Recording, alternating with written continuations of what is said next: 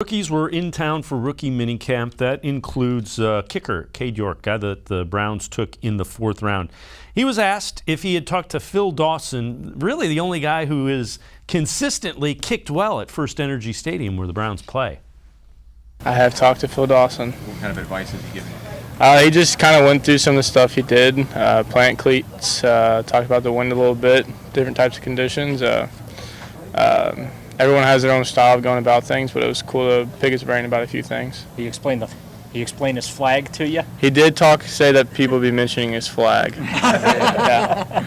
did you guys connect? Friday after the draft, so like a week from today, a week ago today, I think, something like that. Was it a long talk? It's good, 30, 40 minutes. Yeah, talked about a lot. Do you think you guys might meet up in person? I'm sure we will eventually. I know he's in Austin, so he's doing his own thing, but I'm sure at some point we'll cross paths. The other thing is Cade York has already gone down and kicked a little bit in First Energy Stadium. A little different this time of year than it is come September, October. But Tim, that's a veteran move. Use your resources, and Phil Dawson, pretty good one. Yeah, I mean, you're right on about that. I mean, Phil Dawson's really the only guy the Browns have ever had who, has made it look easy kicking at First Energy Stadium. I mean, the way the stadium is set up, the architecture, the fact that it's right along the lake, that, the dog pound end is always tricky.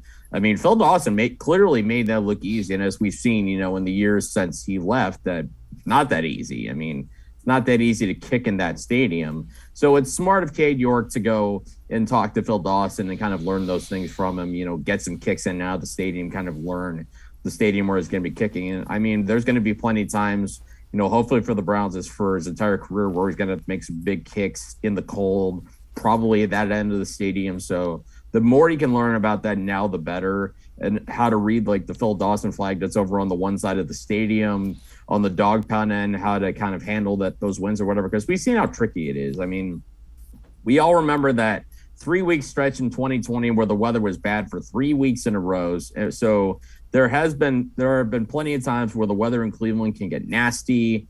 And Cade York, obviously kicked most of the time at LSU, so he's in the South for the last couple of years kicking. It's going to be a different ball game, but it seems like he's doing all the necessary things to understand, what it's going to take to be a good kicker in this stadium.